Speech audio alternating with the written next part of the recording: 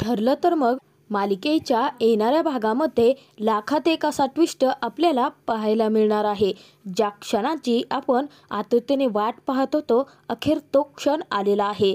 स्वतः रविराज हे आता सुभेदारांसमोर प्रिया नाही तर सायलीच त्यांची खरी मुलगी आहे या सत्याचा धमाका करणार आहेत.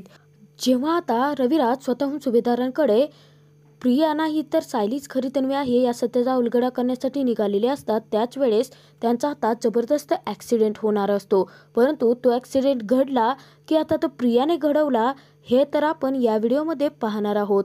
तर त्यानंतर आता स्वतःहून रविराज हे सुभेदारांसमोर सत्य कसं घेऊन येणार हे पाहण्यासाठी व्हिडिओ शेवटपर्यंत नक्की बघा. इकडे आता नागराजने प्रियाला धमकी दिलेली असते की हे बघ, तू जर असंच आमच्यासोबत वागत राहिली आणि आम्हाला ब्लॅकमेल करत राहिली तर जे गाठोडं सायलीचं आहे ना, ते गाठोडं मी दादासमोर घेऊन येईल आणि त्यानंतर दादाला सगळं काही खरं सांगेन की तूच आमच्या सगळ्यांची फसवणूक केली आहे आणि स्वतः आता खोटी मुलगी बनून आमच्या घरात राहते आहेस. तेव्हा आता प्रिया खूप घाबरते आणि प्रिया विचार करते की हा नागोबा काहीही करू शकतो, त्याला ना अद्दल तर घडवावी लागेल, परंतु त्याआधी मला हे गाठोडं कुठेतरी लपवावं लागेल. तेव्हा आता प्रिया पटकन एक डबा आणते आणि त्या डब्यामध्ये ते गाठोडं लपवायला निघालेले असते. इतक्यातच आता तिथे रविराज येतात. रविराज आता प्रियाला विचारतात की काय झालं तन्वी, काय करतेस? प्रिया घाबरते आणि तो डबा तसाच तिच्या हातून खालती पडतो. प्रिया ही रविराजांना विचारते की काय झालं बाबा, तुम्ही झोपला नाही आहेत का, इकडे कशी काय आलात? तेव्हा आता रविराज सांगतात की मी झोपण्यासाठीच निघालो होतो, परंतु तुझ्या रूमची लाईट्स ऑन दिसली ना म्हणून बघण्यासाठी आलो, तू झोपली नाही आहेस अजून? तर प्रिया घाबरलेली असते कारण तो डबा खालती पडलेला असतो आणि त्या डब्यामध्ये खूप महत्त्वाचा पुरावा असतो. रविराज विचारतो की हा डबा कसला आहे आणि तू हा रूममध्ये आणून कशासाठी ठेवत होतीस? तेव्हा आता प्रिया घाबरलेली असते. ती खोटं सांगते की नाही बाबा, म्हणजे मला ज्या वस्तू लागत नाही आहेत ना त्या या डब्यामध्ये ठेवून देणार होते. काय आहे ना त्या वस्तू खरं तर मी फेकूनच देणार होते, परंतु सुमन काकी झोपली आहे ना, तिच्याजवळ इतक्या उशिरा ह्या वस्तू कशा द्यायच्या म्हणून ठेवत होते. राहू देत बाबा. बाबा आपण गप्पा मारायच्या का? काय ना मला ही झोप येत नाही आहे. तेव्हा आता रविराज म्हणतो की नाही, एक मिनिट थांब. अगं त्या डब्यामध्ये काहीतरी आहे, बहुतेक गाठोडा असल्यासारखं काहीतरी दिसतोय मला. तेव्हा आता रविराज त्या डब्याकडे जसं जसं जाईल तसं इकडे प्रिया घामाघूम झालेली असते. तिच्या पायाखालची जमीन सरकते. तेव्हा प्रिया खूप घाबरलेली असते. तर रविराज आता त्या डब्यातलं ते गाठोडं उचलतो. तर त्यामध्ये आता प्रतिमाने ही छोट्या तन्वीला दिलेली एक चेन, त्यानंतर तिचा लहानपणीचा फोटो असतो. तर त्या सगळ्या काही वस्तू एक एक करून आता रविराज उचलायला लागतो. रविराजला हळूहळू एक एक गोष्टी उलगडत चाललेल्या असतात आणि रविराज आता ते सगळं काही पाहून खूप इमोशनल होतो. रविराज म्हणतो की या तर माझ्या प्रतिमाने तन्वीला दिलेल्या वस्तू आहेत, ही चेन सुद्धा तिने खूप प्रेमाने तिला घातली होती. प्रिया आता रविराजांच्या हातामधला तो फोटो घ्यायला लागते. तेव्हा आता रविराज म्हणतो की काय झालं तन्वी, अगं तुझ्या लहानपणीच्या आठवणी अचानक माझ्या डोळ्यांसमोर आल्या. तर रविराजांचं लक्ष अचानक फोटोच्या पाठीमागं जातं. तर फोटोच्या पाठीमागे त्यावरती आता प्रिया हे नाव लिहिलेलं असतं. तेव्हा रविराज विचारतात की तन्वी, याच्यावरती प्रिया हे का नाव लिहिलं आहे? तेव्हा आता प्रिया घाबरते आणि म्हणते की बाबा, आश्रमात माझं नाव मधुभाऊंनी स्वतः प्रिया ठेवलं होतं ना, म्हणून त्यांनी लहानपणी तेच नाव लिहिलं आहे. मग रविराज विचारतो की याच्यावरची तर तन्वी नाव असायला हवं होतं ना, परंतु रविराजला थोडीफार गडबडच वाटत असते. तरी रविराज आता पाहतात तर तिथे मोठा चमत्कार होतो, कारण आता त्या फोटोवरती जे प्रिया नावाची चिठ्ठी चिटकवलेली असते ती थोडीफार निघालेली असते. तेव्हा रविराजांचं लक्ष अचानकपणे तिथेच जातं आणि रविराज हळूवारपणे आता ती चिठ्ठी काढतात. तर त्याच्या पाठीमागे सायली हे नाव रविराजांना दिसतं आणि रविराज पूर्णपणे हादरतो. तर प्रियाची घाबरगुंडी उडालेली असते. प्रियाला खूप घाम फुटलेला असतो. तर आता रविराजांच्या समोर सायलीसोबतच्या प्रत्येक गेलेल्या आठवणींचे क्षण उभा राहतात. तेव्हा आता रविराजांच्या डोळ्यामध्ये अश्रू येतात. त्याला आता सायलीसोबत घालवलेले क्षण आठवतात आणि त्याला लक्षातही येतं की प्रत्येक वेळेस पूर्णाई असू दे, कल्पना, प्रताप किंवा रविराज स्वतः असू देत, की प्रत्येक वेळेस आता सायलीमध्येच त्यांना प्रतिमाचे गुण दिसलेले असतात. आतापर्यंत रविराजांना पडलेला एक प्रश्न असतो की प्रियामध्ये प्रतिमाचा एक गुण का दिसत नाही? त्या प्रश्नाचं खरं उत्तर रविराजांना स्वतः इथे मिळालेलं असतं. रविराजांना खूप मोठा उलगडा झालेला असतो की सायलीच हे आपली खरी मुलगी आहे. रविराज आता रागाने पेटून उठलेला असतो. तो आता प्रियाच्या अंगावरती धावून जातो आणि तिला जाब विचारतो. तो म्हणतो की माझं आणि प्रतिमाचं रक्त असलेली माझी सायली, हिला मी तुझ्यामुळे ओळखू शकलं नाही. तर आता रागाच्या भरामध्ये रविराज प्रियाच्या 2-3 कानफाडात मारतो। तेव्हा आता प्रिया प्रचंड घाबरलेली असते। एकीकडून आता नागराजने दिलेली धमकी यासाठी प्रियाने ते पुरावे लपवण्याचा प्रयत्न केलेला असतो, परंतु प्रयत्न पूर्णतः फसल्याने सगळं प्रकरण प्रियाच्या अंगलटच आलेलं असतं। तर चिडलेला रविराज तिथे आता प्रियाला म्हणतो की तुला तर मी सोडणारच नाहीये। आतापर्यंत मला माझ्या खऱ्या मुलीला तिच्या बापाचं प्रेम देता आलं नाही आणि माझ्या खऱ्या मुलीकडून आता मला तिचं प्रेम कधी मिळवता आलं नाही। हे सगळं आणि सगळं फक्त तुझ्यामुळे झालं आहे। तर रविराज आता तिथे म्हणतो की प्रत्येक वेळेस आम्हाला विचार पडायचा की आम्हाला तुझ्यामध्ये प्रतिमाचा एकही गुण का दिसत नाही आहे, परंतु प्रत्येक वेळेस आम्हाला तो गुण तिथे सायलीमध्ये दिसत होता, कारण सायलीच आमची खरी मुलगी होती। तू आमच्या सगळ्यांची खूप मोठी फसवणूक केली आहे। तुला तर मी सोडणार नाही। तुला जेलमध्ये पाठवल्याशिवाय मी गप्प बसणार नाही। तर रविराज आता प्रियाला म्हणतो की तू एका मुलीला बापापासून तोडला आहे, तिच्या आईवडिलांपासून दूर केलं आहे। तुला याची शिक्षा तर भोगावी लागणार, परंतु शिक्षा मी स्वतः नाही देणार, तर ती शिक्षा तुला कायद्याद्वारे देणार। असं म्हणून आता रविराज प्रत्येक वेळेस प्रियाला इतका सुरुवात चाललेला असतो आणि त्यानंतर रागाच्या भरात तो अजून 2 खाटपाडात प्रियाच्या लावून देतो।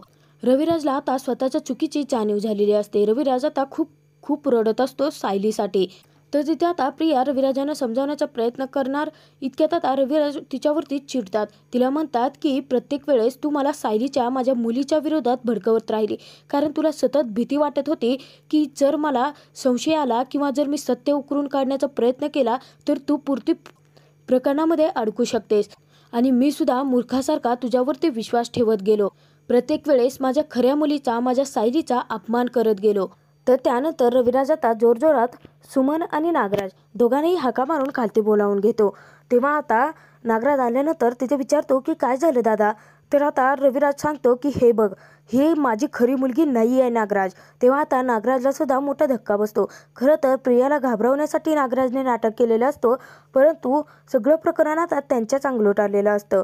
तेव्हा आता सुमन म्हणते की काय भाऊजी, काय म्हणताय तुम्ही? तेव्हा आता रविराज सांगतात की हो सुमन, ही आपली खरी तन्वी नाहीच आहे। खरी तन्वी आपली आहे सायली।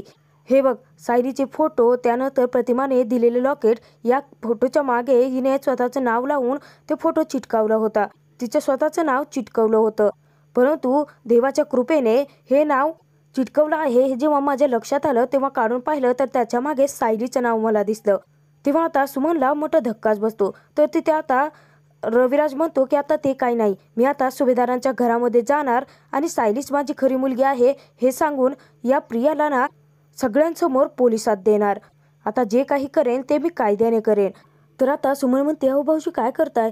तेव्हा आता रविराज म्हणतो की हो, मला माझ्या लेकीला, माझ्या मुलीला भेटायला जायचं आहे, तेही आत्ताच। मी माझ्या सायलीला भेटणार आणि तिला ओरडून ओरडून सांगणार की मी तिचा खरा बाप आहे ते। नाही सुमन, आता मला शांत बसवत नाहीये। असं म्हणून रविराज आता तडकपणे आपली गाडी घेतो आणि तेथून निघून जातो। तर इकडे आता प्रिया खूप घाबरते। प्रिया म्हणते की बापरे, आता ज्या गोष्टीची मला भीती वाटत होती तीच गोष्ट घडली आहे। हा रविराज किल्लेदार काही मला सोडणार नाही, आणि याने जर सुभेदारांच्या घरामध्ये सायलीच खरी तन्वी आहे जर बॉम्ब फोडला तर मग मला जेलमध्ये जावं लागेल। हा रविराज किल्लेदार स्वतः वकील आहे आणि त्यानंतर अर्जुन सुद्धा स्वतः वकील आहे। हे दोघे मिळून मला तर फाशीच देतील, असा विचार करून आता प्रिया खूप घाबरते। तर प्रिया आता रविराजांचा पाठलाग करते। तेव्हा आता रविराज जातात। तर इकडे आता सुभेदारांच्या घरामध्ये सर्वच जण जेवण करायला बसलेले असतात। सर्वच जण एकत्र जेवण करत असतात। तोपर्यंत रविराज तिकडून निघालेला असतो। आता रविराज येत असताना त्याला सायलीसोबतचे घालवलेले प्रत्येक क्षण आठवत असतात।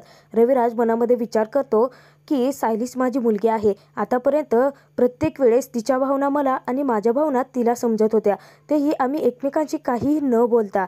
आतापर्यंत माझ्या दुःखामध्ये तिनेच माझी साथ निभावली, आणि प्रत्येक वेळेस जेव्हा जेव्हा मी सायलीला पाहिलं आहे, सायलीच्या हातून घडलेल्या गोष्टी त्या सगळ्यांमध्ये मला प्रत्येक वेळेस प्रतिमाचा भास झाला आहे।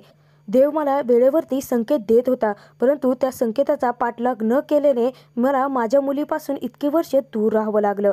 तर तोपर्यंत आता प्रियाने नागराजला सांगितलेलं असतं की हे बघा, जर आता या किल्लेदाराने सर्वांसमोर सत्य सांगितलं तर मी कबूल करेन की मी त्याची खरी मुलगी नाही आहे, परंतु या सगळ्यांमध्ये मी तुम्हाला आणि महिपत साक्षीला सुद्धा अडकवेन की तुम्हीच माझा खोटी तन्वी बनवून या रविराज किल्लेदाराच्या आयुष्यात आणलं आणि त्यानंतर खोटं बोलून मला खोटी साक्षीही द्यायला लावली।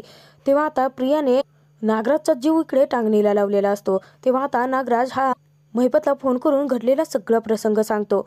तर रविराज मनामध्ये विचार करतो की बाळा, सायली बाळा, मला माफ कर. आतापर्यंत मला प्रत्येक वेळेस तुझ्यासोबत असलं की खूप छान वाटायचं, परंतु तू अर्जुनसोबत लग्न करून आली आणि त्यानंतर आपल्यामध्ये सगळं काही बिनसलं. उलट मी तुझ्यावरती कधी विश्वास ठेवला नाही.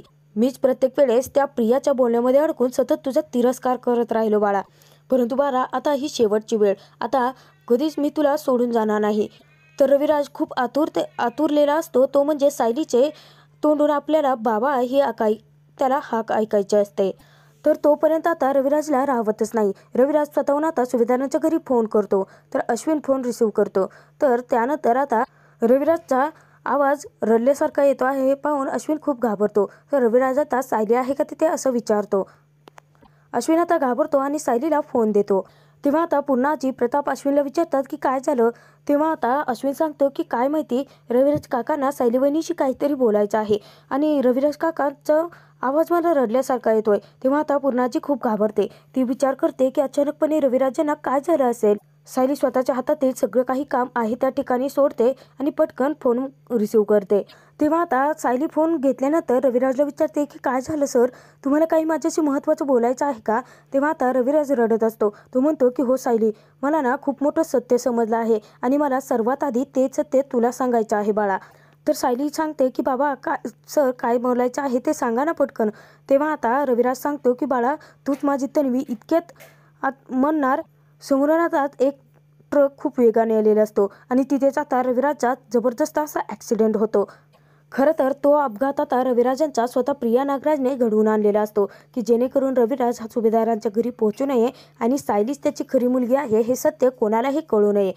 तरीसुद्धा आता रविराज देवकृपेने या संकटातून वाचणार का आणि त्यानंतर सुभेदारांसमोर सायलीच त्याची खरी तन्वी असल्याचं सत्य उलगडून प्रियाला आता जेलची शिक्षा मिळणार का हे पाहणं खूप मनोरंजक ठरणार आहे.